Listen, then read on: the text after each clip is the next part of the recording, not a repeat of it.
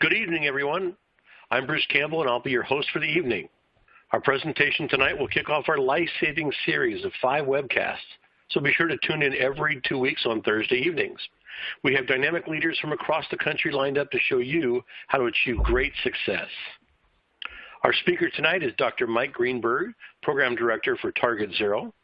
Dr. Greenberg is based in Nashville, Tennessee, where he served as the Medical Director for Pet Community Center for several years, while also providing animal welfare consulting services to shelters around the Southeast. He has always taken a big picture approach to animal welfare and was drawn to Target Zero for exactly this reason. He feels strongly that addressing animal welfare at the community level will enable us to help more animals and the people who care for them. But before we get started, let's go over a few housekeeping items. Please take a look at the left side of your screen where you'll see a Q&A window, and that's where you'll ask questions during the presentation. Please get your questions in early because questions submitted late in the presentation may not be processed in time for a response. In the green file widget at the bottom of your screen, you will find resources that Dr. Greenberg has provided along with the presentation handout, which you can download and print. If you need help with your connection during the presentation, you can click the Help widget at the bottom of your screen. This presentation will be available on demand within 24 hours should you wish to view it again. So without further ado, Dr. Greenberg, thanks for being here tonight. Bruce, thank you so much, and thank all of you for spending this time with us here tonight. Tonight we're going to talk about your data as it relates to your story. And we're just going to jump right in here and get started. C.S. Lewis. So we're not writing about the adventures of Narnia or anything, but I found this quote to be pretty relevant here. So in writing, C.S. Lewis says, "Don't use adjectives which merely tell us how you want us to feel about the thing you're describing. Instead of telling us the thing was terrible, describe it so that we'll be terrified. Don't say it was delightful. Make us say delightful when we read the description. You see, all those words, horrifying, wonderful, hideous, exquisite, are only like saying to your readers, please, will you do my job for me?" And when I saw this quote and I thought about it, it's, without being too, poetic about it, it's a lot about what we need to do with our data in the shelter. We're all doing work in our communities, helping animals out, helping people out, and we want to show that. We want to tell various stakeholders about it and make them say, wow, you're doing a great job. And in my experience doing this work, it's very often the numbers that really impress folks. And of course, it's not just about impressing people. It's about knowing where we've been, where we are today, and where we're going. So for the next hour, that's what we're gonna talk about. We're gonna start by talking a little bit more about the idea of your story being told through your numbers. And from there, we'll move on to talking about goals and how they relate to that story or that roadmap, and specifically why you might not need a ton of data. That's something that comes up pretty often. We'll talk more about that. After that, we're going to get into some tools that are available now, and some of which are kind of in development, that should make this process of processing your data, thinking about it, analyzing it, and sharing it a little bit easier. And then finally, we're going to go over an example. We're going to shift gears a little bit and talk about how you can use your numbers to both construct your story, but really make what we always call a roadmap to say, where are we today and where do we want to go? So that's where we are. And I think with that, we have our very first poll question before we dive any further. So Bruce, you want to take over there? Absolutely, yeah. We have 2 poll questions in the presentation tonight. The first one is, what types of organizations are represented here tonight? And the choices are municipal shelters, nonprofit with municipal contract, nonprofit without municipal contract, and foster-based rescues. Be sure you answer on your screen and not in the Q&A box. Then I want to let you know also to remind you that if you have questions for Dr. Greenberg, you can post them in the Q&A box throughout the presentation, and you want to get those in early so that he'll have time to answer them all towards the end of the presentation. So we're going to go ahead and see what answers we come up with here. Give you a few minutes to enter your data.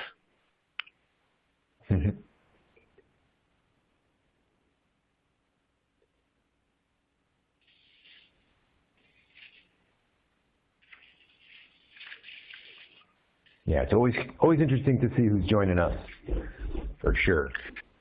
Well, it helps in your talk, I'm sure. Oh, yeah. In terms of gearing things and whatnot. So who do we have? Let's see. Can you make the big reveal here? All right. Oh, it's a good smattering of people. Cool. So a few from the municipal side of things, and then the remainder pretty evenly split there between nonprofits with and without municipal contracts and foster-based rescues. That's great. This is, it's relevant to everybody. Much of what we're going to talk about is, I'll continually say, kind of refer back to the community level. And at the community level, everyone's involved.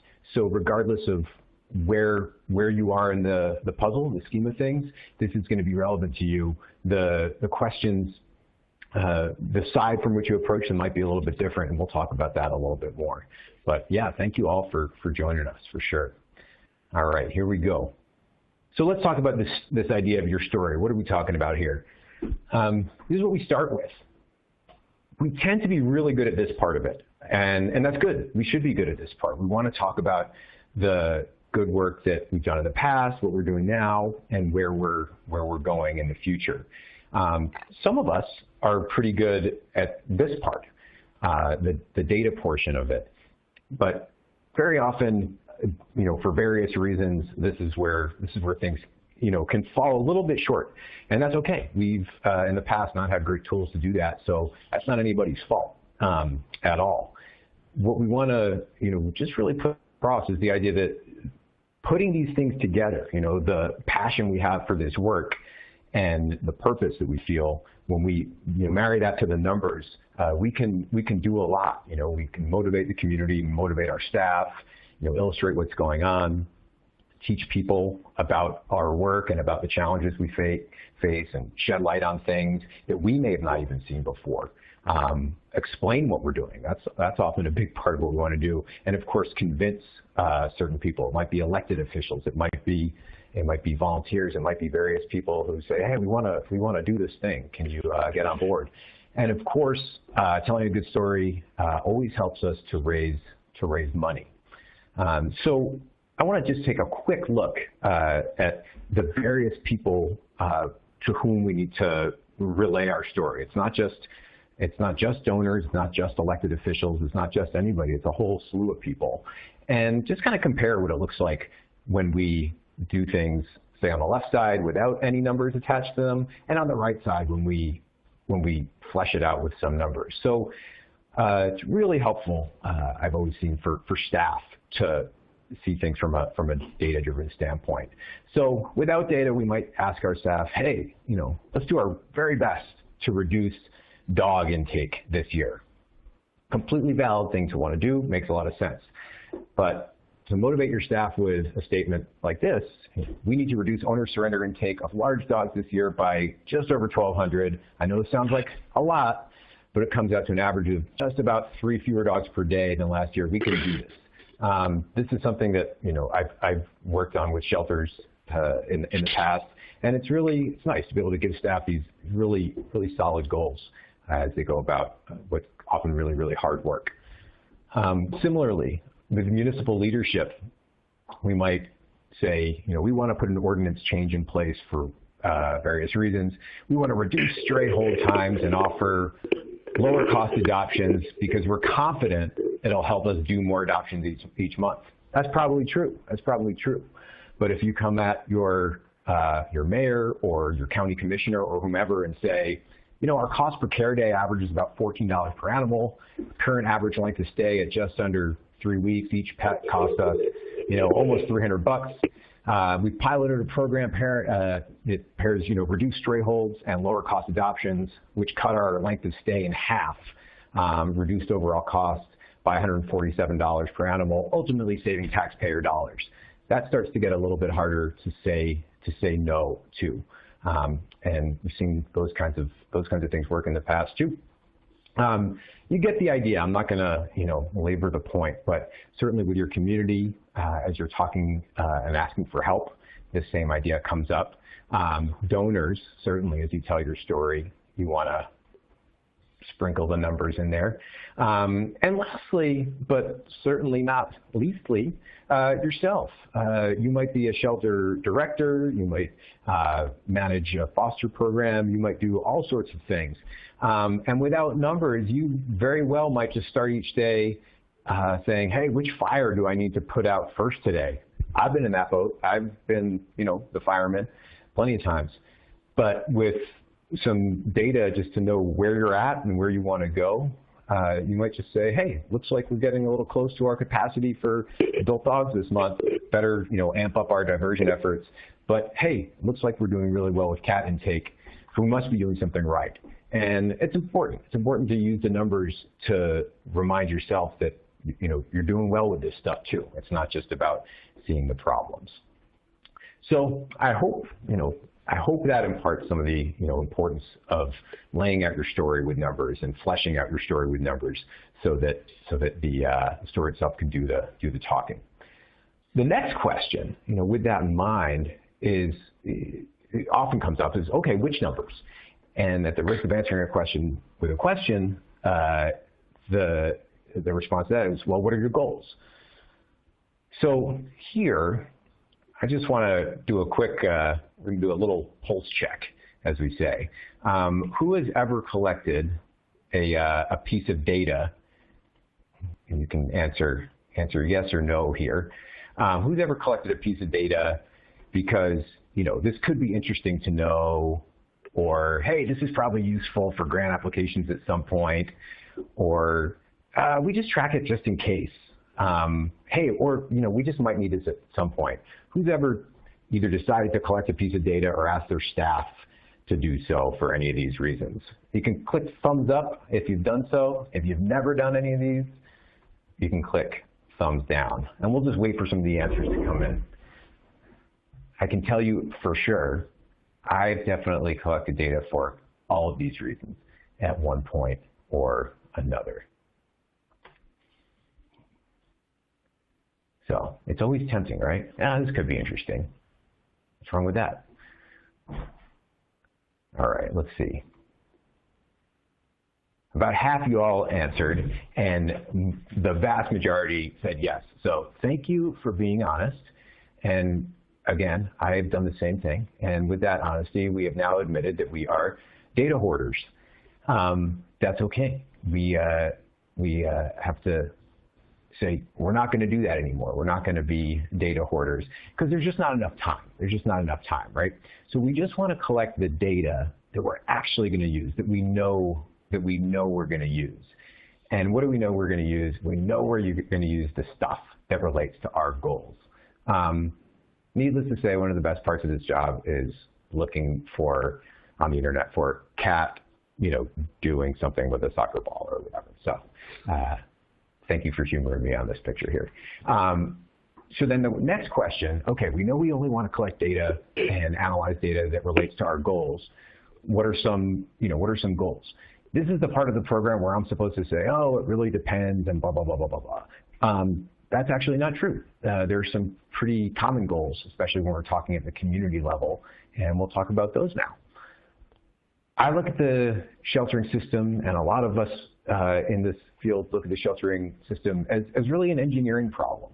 And we don't want to oversimplify it, but really, when we take a step back, there's only 4 things that can happen to an animal in a community as it relates to a shelter.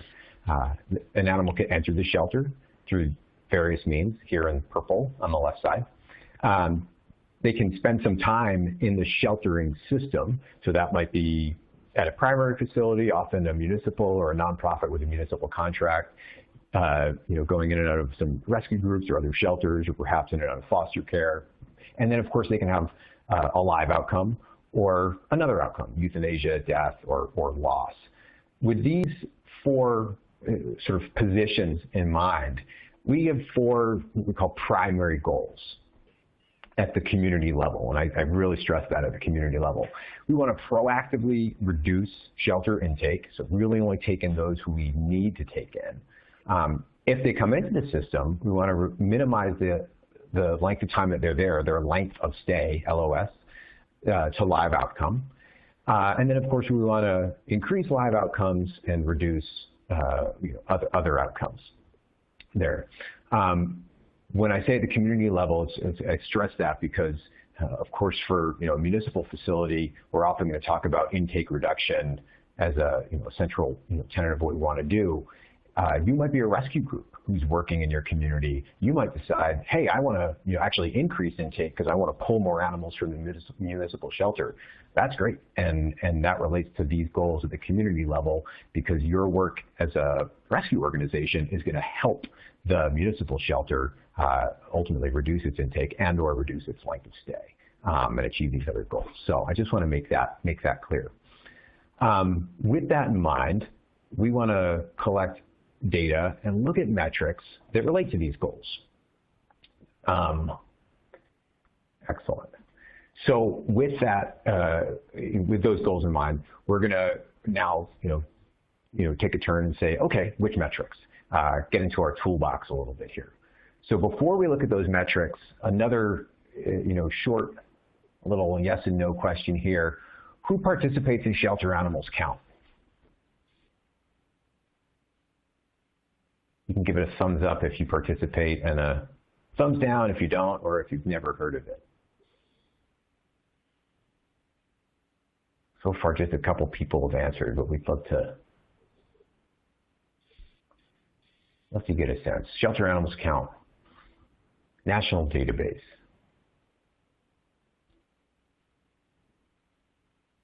Excellent.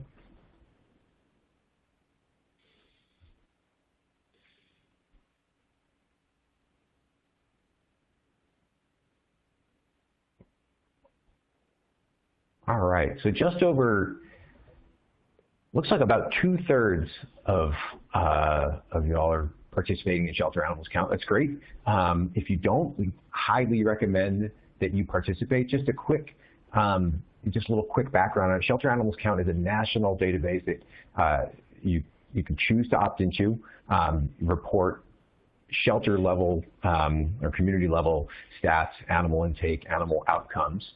And you can choose whether you want to opt in or out of transparency. So you can keep your data public, which we honestly recommend. It makes it easier to ask for help and participate with others in your community, or you can keep it private, but we definitely recommend that you participate in Shelter Animals Count. Shelter Animals Count has some basic sort of metrics or at least data built in, and they parallel really well with the metrics that we that we recommend. And I call these core metrics. A lot of us call these core metrics.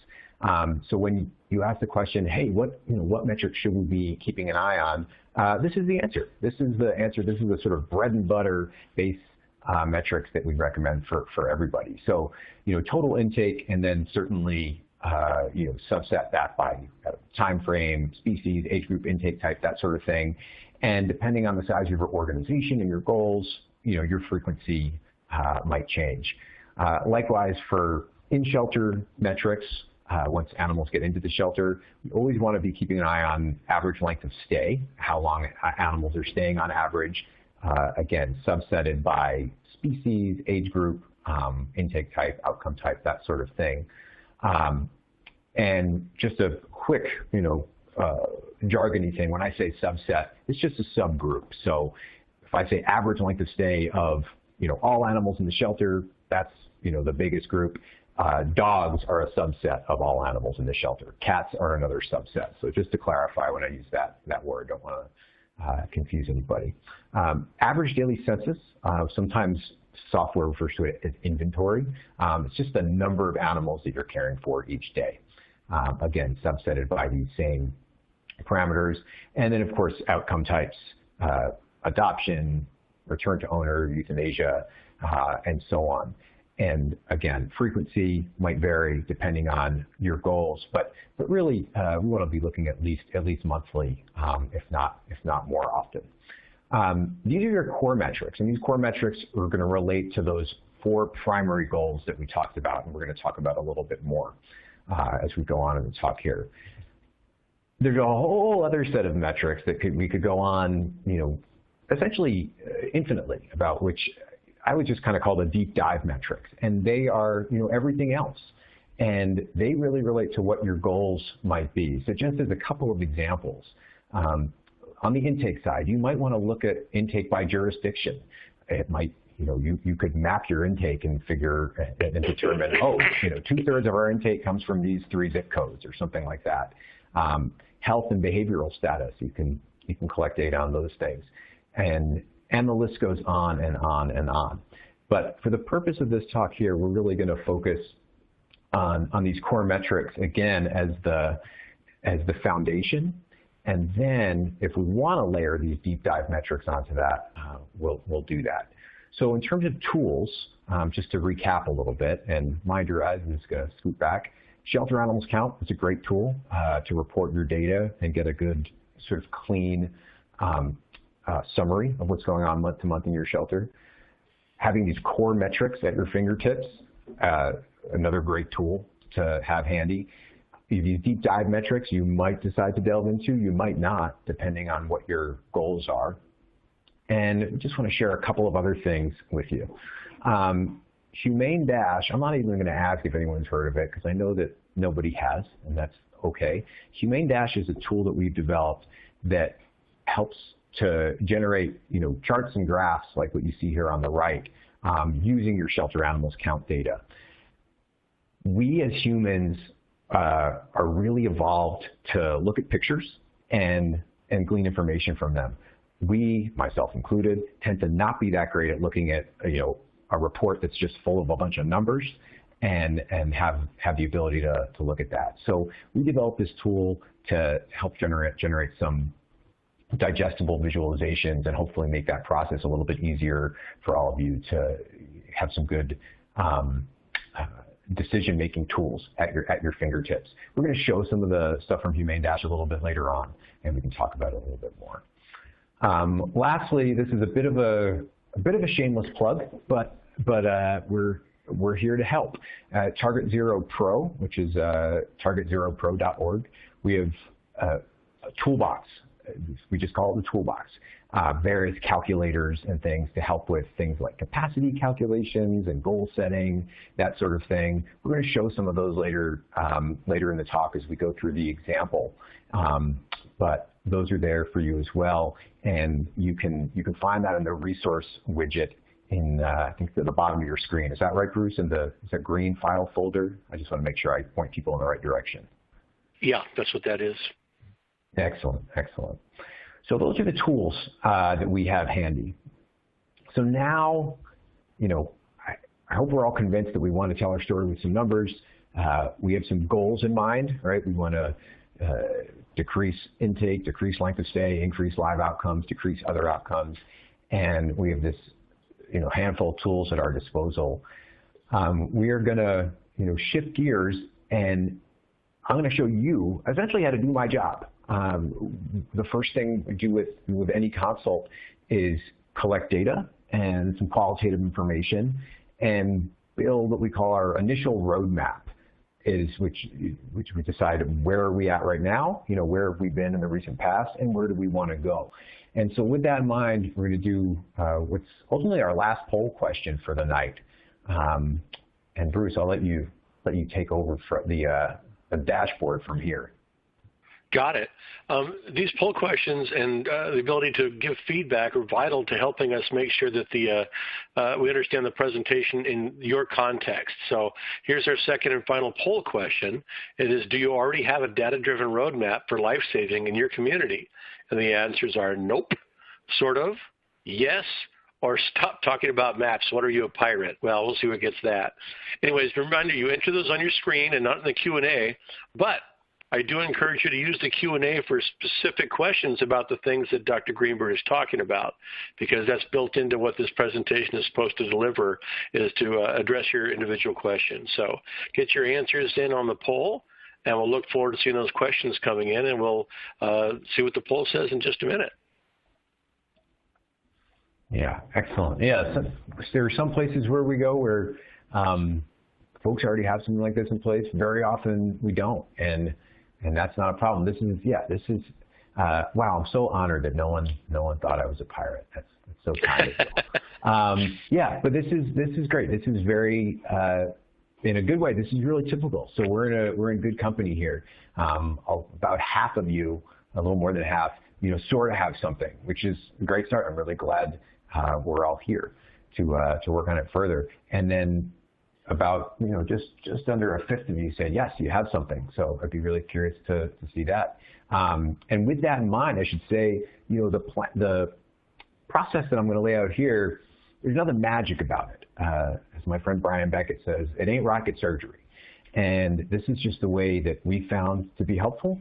Hopefully you find it helpful, and if not, that's okay. That's completely fine. But as we move forward, I'm just going to show you an example of how to do this yourself, because you can. This is totally doable. One of the things I feel is really important is that we get rid of all the mythology surrounding shelter data. This is stuff that all of you are completely capable of doing, and it's actually kind of fun once you start. So here we go. This is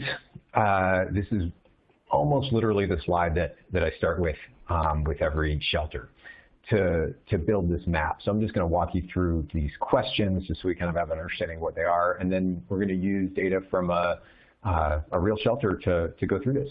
So we're going to start with figuring out where are we at today. And for all these questions, we're going to look at our core metrics and really look at those numbers. And as far as the deep dive stuff goes, because there are always additional questions, we're going to kind of park those questions here in the right-hand column, because we don't want to forget about them, but we don't want to get bogged down with them here in the initial phases of things. It's easy to go down a rabbit hole, so to speak. So we're going to start by saying, where are we at today? And again, motivated by these 4 primary goals, we're going to follow with these questions. So again, proactive intake reduction, minimizing length of stay, increasing live outcomes, decreasing other outcomes. That's where we're going to start. So we're going to follow all the way through. The shelter that I'm going to show you, it's a large shelter. It's a big municipal facility. And so if you're from a smaller place, the numbers might look really big, but you can just kind of move the decimal point over and it all becomes relevant. So where are we at today? We know ultimately what we want to see, how we're doing in terms of live release, euthanasia, that sort of thing. So we're going to simply say, where are we at currently with live release and still in shelter proportions, and absolute numbers too, because proportions are important, but we want to always pay attention to absolute numbers, because regardless of the size of the population, we want to know really exactly what's going on. And then we're going to ask what drives euthanasia. If that question doesn't quite make sense, that's okay. We're going to get to it in a second. So I'm going to share my screen here, and this might just take a second as the screen share widget gets rolling. And the images that you're going to see here, again, this is this tool Humane Dash, which is it's not quite ready for prime time. You are more than welcome to jump on and create an account at humanedash.org. There you can upload data from shelter animals count, and it'll spit out some charts and graphs for you. So here we are at the outcome side of things, and I'm just going to simply go to our pie chart. This is generated from our shelter animals count data, and say, how are we doing? So on the left side we see dogs. We see that in the yellow is live outcomes, green is euthanasia, death, and loss, and blue is still in shelter. Again, there's only 4 things that can happen to you. All these animals came into the shelter, so they only have 3 options left. 69% of dogs are getting out alive, translates to about 8,800 dogs annually. This is 2017. About 30% are dying, and about 2% are hanging out in the shelter. Cats have a really similar distribution that we see here, but if we look closely, see that number says 4,400. We can already see that there are just fewer cats going through the system, and we'll look at that as we go through. So see 8,800 dogs with live outcomes and 4,400 cats. All right, so that's where we are with live outcomes. Again, there's nothing really fancy here. We just want to get a quick look at it. And next, we want to ask the question, as I said before, what drives euthanasia? I don't want to get too far into the technicality of this, but what we're really asking when we say what drives euthanasia is, are animals being euthanized because there are just too many coming in? Or is it the case that our live outcome efforts, just aren't doing enough? I want to draw your eye here to this graph, and I'm going to actually zoom in just a little bit. Hope that helps. On the upper right, this feline intake versus live outcome versus euthanasia graph. And what I'm going to do is I'm just going to actually block out the live outcomes for a second, and you can start to see that intakes, which are blue here, this blue line, monthly intakes of cats, and this green line, which is other outcomes, which is euthanasia, death, and loss, are, if not perfectly parallel, they're really close. They're really close. And so that starts to signal to us that it's intake that's driving euthanasia. If instead we, I'm going to cross out the intakes and take a look at live outcomes as compared to other outcomes, there's a relationship there between the yellow live outcomes line and the green other outcomes line, but it's not nearly as strong in parallel as the intake and euthanasia lines were. So that's on the cat side. The dog side, we're going to look at that briefly, and I'll tell you that really looking at the dogs, give me a second here, sorry about that, zoom out just a bit. Looking at the dogs, if you don't see a clear relationship, you're in the same boat as I am. There was not nearly as clear a relationship when I was comparing live outcomes and, or rather intake to other outcomes versus intake and live outcomes here. The only thing that sort of jumps out a little bit is this bump in June and July, but that looks more like an anomaly than anything. So, now having sort of gathered that data, we're going to go back to our little answer sheet here and say, where are we today? So just looking at those data visualizations quickly, we know that dogs, about 70% of dogs and 67% of cats are getting out alive. In terms of what drives euthanasia, dogs, not really clear. Maybe it's a seasonal thing. Cats definitely seems to be an intake-driven process that's driving euthanasia. And though we kind of passed over briefly, it's about 2% of dogs and 1% of cats are staying in the shelter at the end of the year. I'm not going to put firm numbers on what's reasonable because it depends a lot on what the shelter and the staffing and things look like. We'll talk about that a little bit later, but I always like to just take a quick look. Certainly if this had 20% and 25%, that would start to raise an eyebrow here in the beginning. All right, so we know where we're at just broadly speaking. Next we want to say, okay, is any particular group contributing more to euthanasia in terms of species, age group? Again, we're focusing on these core metrics. So again, I'm going to share the screen here, and whoop, there we go. Excellent.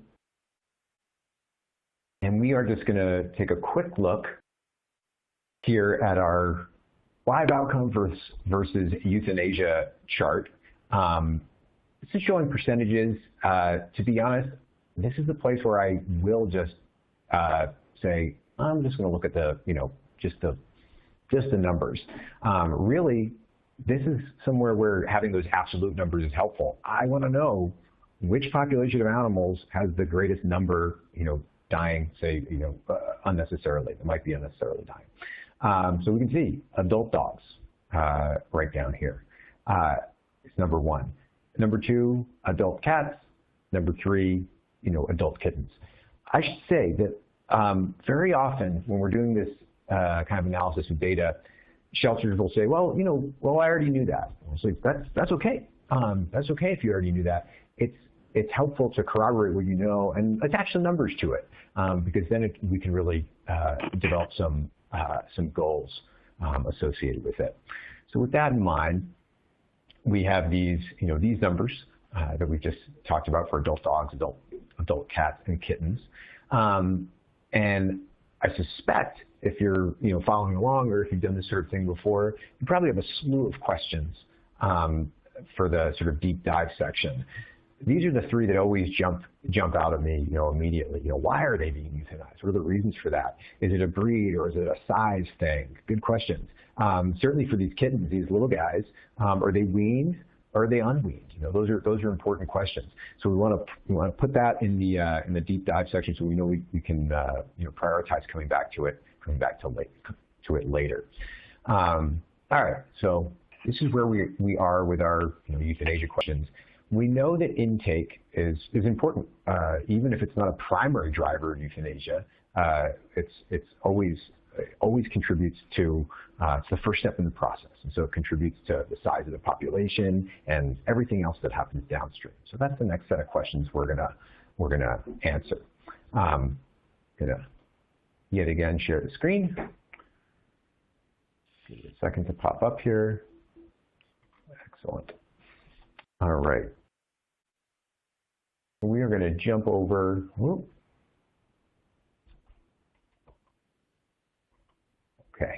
to the intakes dashboard, and we just want to ask, really simply, who's coming in what proportion, and how are they coming in? We already had a hint of this, and I'm going to zoom in to the simple species distribution here.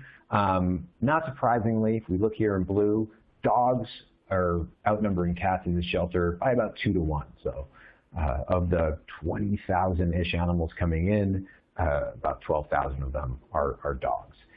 Now, if we break this down by type, I don't want to go through all this because we'll be here forever. The stray population was about 70%, whether we're looking at dogs or cats. And interestingly, despite the fact that it's a municipal facility, they're still taking in almost a quarter of their intake as owner relinquishment. So that certainly motivated some changes down the pipe. And then if we look at age group, I'm just going to go up here, so just mind your eyes, and first switch over to dogs. And it kicked me out. That's okay.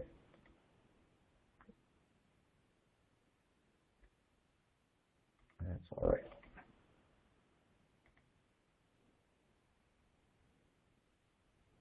As I said, this is the minimum viable product. All right, so we're looking at dogs here. 75% are adults, about a quarter are puppies. Now we're just going to switch and say, okay, how does that look in terms of cats? Because again, depending on age groups, we might prioritize different programs. When we look here at cats, the age distribution of cats, it's about half and half. It's about 55%, exactly 55% kittens. So that's obviously a little bit different when we look between the dogs and the cats. Again, we'll come back to our answer sheet here and fill this information in. I won't bore you reading it, but you get the picture. And of course, all of these other deep dive questions tend to follow.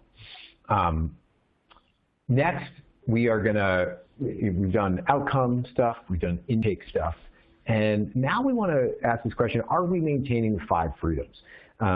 We could do a whole talk on the 5 freedoms in animal shelters, but really it's this question of, are we maintaining adequate or even better than adequate welfare for the animals in our care? Obviously, that's one of the very first #1 priority we have once they come into our care. We have to do that.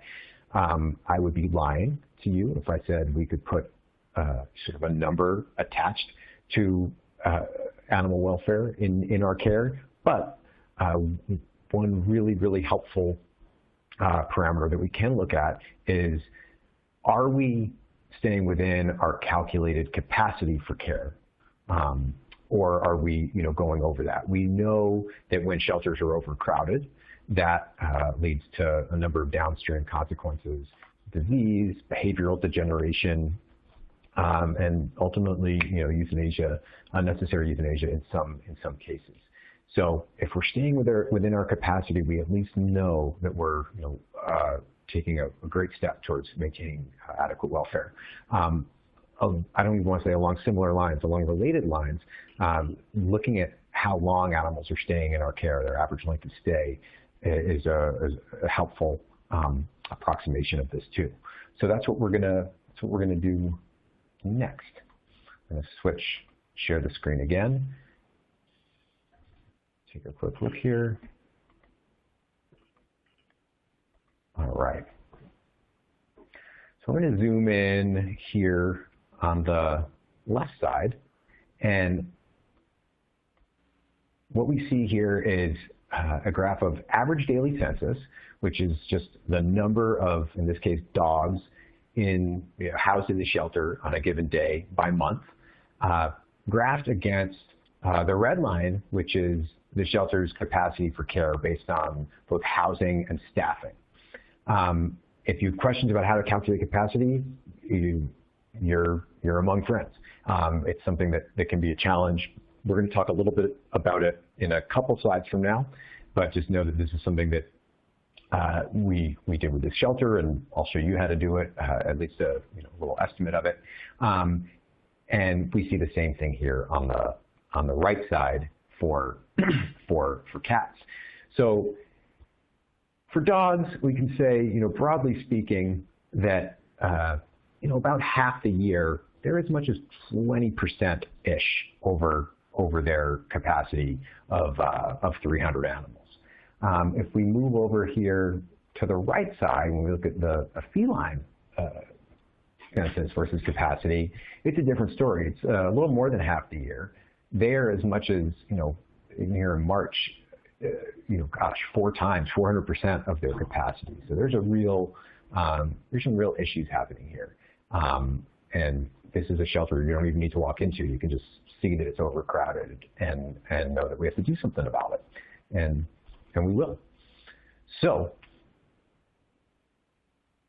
take a minute here. And I should say that at this particular time, at this particular shelter, average length of stay for dogs was about 3 weeks. And for cats, it was about 30 days. So we summarized that here. And then, of course, again, deep dive stuff in terms of the 5 freedoms and are we providing good animal welfare, disease rates, behavioral degeneration, injuries, and the list can go on and on and on and on. So I'm going to stop for a second here. In these the first 4 lines, we've characterized really broadly where we are. And some of it might seem pretty simple, but it's a really helpful foundation for then determining where we want to go. And that's what we're gonna do next. For each of these areas, again, if we relate it back to our 4 primary goals, we want to set goals for all these areas. We would be here all night if I were gonna do that, but we're just gonna do just a couple of examples here. So the first example, again, remember your goals. We're going to go to our Target Zero toolbox, and we know based on what we're looking at that we need to reduce intake for cats, right? We said intake drives euthanasia for cats, we're over capacity for cats, and they're dying in relatively large numbers. So we know that we want to reduce intake. So I'm going to show you how we can use some kind of simple calculators to set a goal for that. Because again, we don't just want to say to the staff, "Hey, we need to reduce cat intake." We're going to say, "Okay, by how much, and what are we trying to accomplish here?" So I've gone over here to our toolbox. We'll go to our goal setting toolbox. We just have these 2 here right now. We're trying to work on building more of them. We can just say, how much do I need to reduce intake? And this will take a second to load. Let me zoom in here. And this is based on numbers that we pulled out of Humane Dash. I don't want to take the time to go back and forth to the other screens, so I'm just going to cheat a little bit, and I wrote them down. So we know this shelter was taking in about 6,400 cats every year, and they were currently able to provide live outcomes for about 4,400 of those cats. About 2,100 of those cats were dying or being euthanized. And this shelter currently is open, 7 days a week for intake. This shelter said, hey, we want to achieve a 90% live release proportion for animals in our care, and out pop these numbers. So we said, okay, you're going to need to reduce annual intake or divert intake by just under 1,600 animals. Translates to an average of about 132 a month, which translates to a daily average of just under 5. So we'll just call it 5. It's just one simple example that we walk through, and this shelter was able to use that with their staff. Certainly, again, it's an average; it's not a magic number. It was probably twice that in the summertime and maybe half that in the winter. But they were able to say to the staff, "Hey, we just need to find alternatives to intake for 5 more cats per day." It's a lot easier than saying 1,500 or 1,600 per year, and we'll see in a minute where that got them. The next example I want to run through is the capacity example. So we saw in this shelter that dogs were the problem wasn't nearly as severe as it was for cats. We'll talk in a minute why we focus more on intake reduction for cats, but there was certainly overcapacity for dogs. And we said, okay, what are we going to what do we want to do about it? And we will take a look at that as well. So let me jump over here to our trusty calculator. And similarly, if you go here to our capacity calculators, we have a few different versions here. And here we're just going to use the first canine calculator. How much canine housing and staff do we need? I just want a little caveat, if you all do decide to use these calculators they're only estimates. There's no magic number or anything like that. That's kind of a tough thing to really wrap one's head around. And these only really take into consideration basic animal care, basic cleaning and feeding. There's other aspects of care like behavioral enrichment, medical care, things like that, that this calculator isn't so powerful as to be able to do. So again, I want you to think of this as a starting point, look at it in context.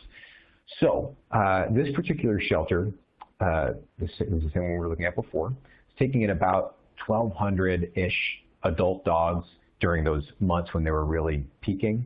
And those guys were actually, at that point when we did this, they had gotten their length of stay down to 14 days from 21 already.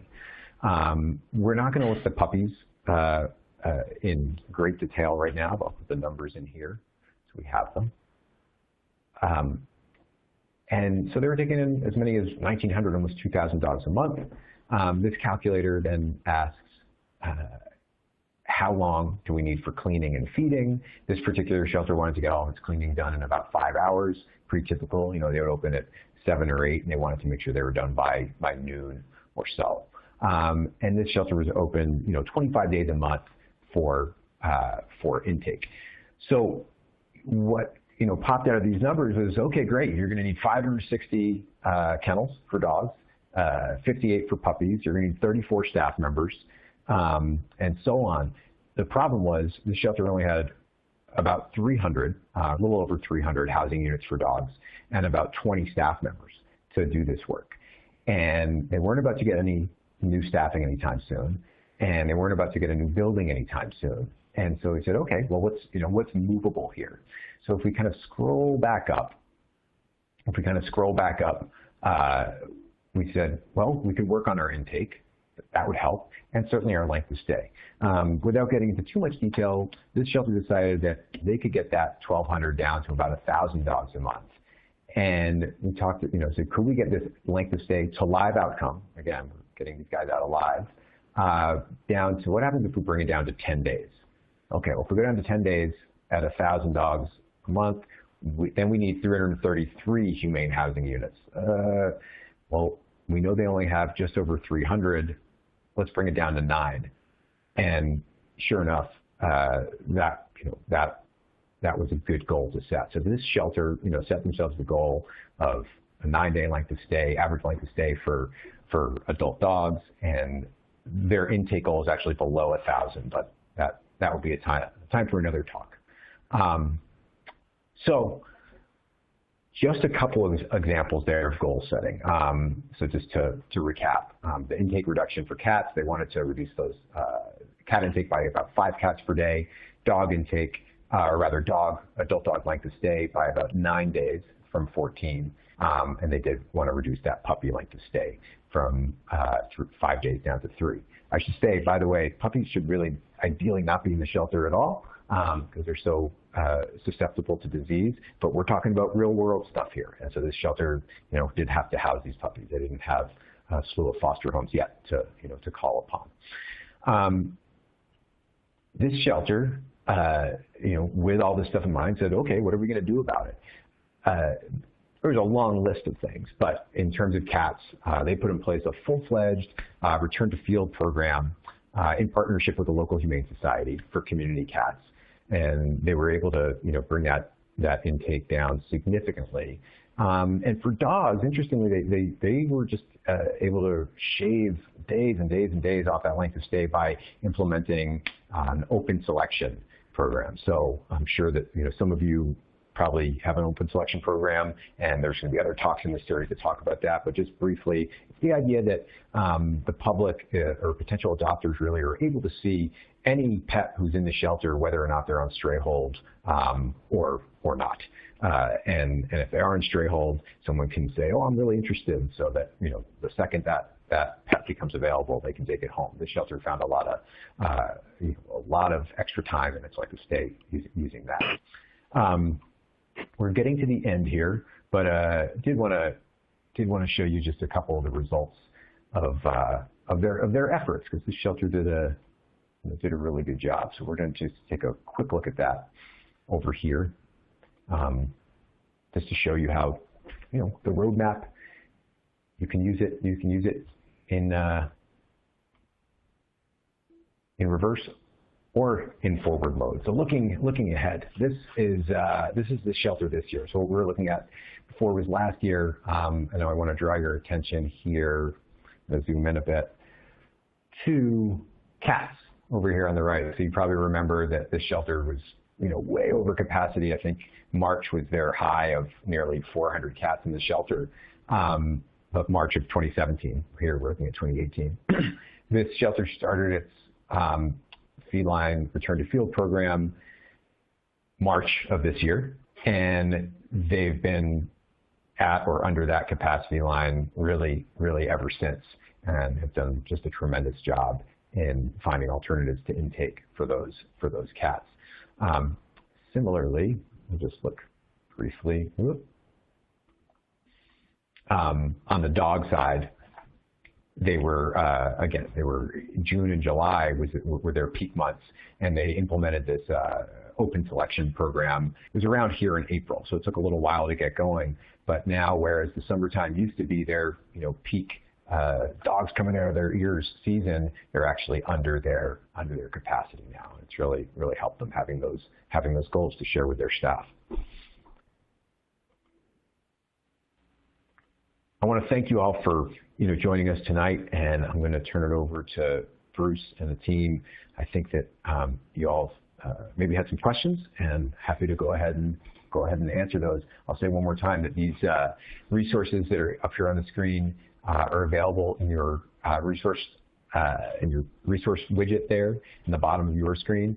And specifically, if anyone needs any assistance with any of this kind of stuff, data analysis or shelter consult assistance, we can help you at Target Zero Pro there in the online consult section. That's what we do. We are happy to come to your city, but we don't have to. We can do it remotely as well. So thanks again, and we'll open it up to questions. All right.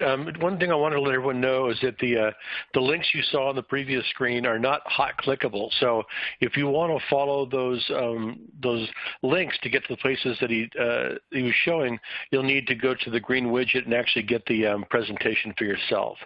So we are ready to address the questions, and the first one here is, how do I collect data in an effective way from multiple department heads on a single project? She says Google Docs is risky as inadvertent edits can devastate collecting. So gotcha. What can you suggest for that? Yeah, good question. So I'm always going to go back to number one is if there's any way you can just do it through reporting to something like shelter animals count, that's great. Obviously, that's not the be-all and end-all. And so what I would suggest there, because you're right, if you have a Google sheet and the wrong person does the wrong thing at the wrong time, it can get pretty hairy. The two things that I've done that are honestly pretty practical and pretty modular are to take your Google sheet and turn it into a Google form, and then just create, a situation where people are just inputting data that then feed the spreadsheet that then you or the other project manager can manage, rather than having anyone and everyone gain access to this, what I'll call sort of master spreadsheet. The other platform that's really helpful for that stuff and even more modular but a little less known, it's called Airtable. Airtable is free, and it's a database platform, essentially. You can do similar things that you can in Google Sheets in terms of creating forms that feed a database. And again, you avoid the problem of the wrong person doing the wrong thing at the wrong time. Any other questions? I think there is one more coming up. Okay, this one says, we are a coalition account holder in Shelter Animals Count. No matter how we beat the drum, we cannot seem to convince a majority of our partners to join, even though they get all excited when they see the data that we have showing the progress we are making towards becoming a life-saving community. Do you have any suggestions to help to get them on board? Yeah, this is a perpetual challenge. The sort of carrots and sticks of data, data entry and data use. My suggestion would be, if, assuming you have a good relationship with these folks, is, to talk to them about really what we talked about here tonight, about finding ways that the data is useful to them on ideally a day-to-day, but at the very least, a week-to-week basis, and present them with the tools to, visualize that data and really use it to make decisions in the shelter. For years and years and years, we've had these, honestly, big national organizations begging people to, gather data. But working in a shelter is hard. And if you're not using something, if it doesn't help you do your job, it's kind of hard to, find a reason to do it. So I would ask you to ask them to, and you can help them set this up. Now you've seen this talk, to use that data to drive decision-making each day, each week, each month. And then the data reporting just becomes a necessity, because it's like putting, gas in your car, or, eating a sandwich for lunch. It's fuel for your process. I know that's not easy, but that's really what I found to be the most helpful thing for folks. All right. Well, that was the last question. Thank you, Dr. Greenberg, and thanks to everybody that shared the evening with us. We appreciated that. And as I mentioned earlier, your opinion is very important to us. So please take a moment to fill out the evaluation survey by clicking on the link on the screen. You should be able to see that now. And be sure to register for and attend the next presentation in our life-saving series, which is Intake Mitigation and Managed Intake from the Beverly County Animal Control Shelter in Florida. And that'll be on October 18th, also at 9 p.m. Eastern or 6 p.m. Pacific. Be sure and visit our website at www.maddiesfund.org and find more educational opportunities on Maddie's University at maddiesuniversity.org. Again, thank you so much for your participation in our webcast today. Have a great evening.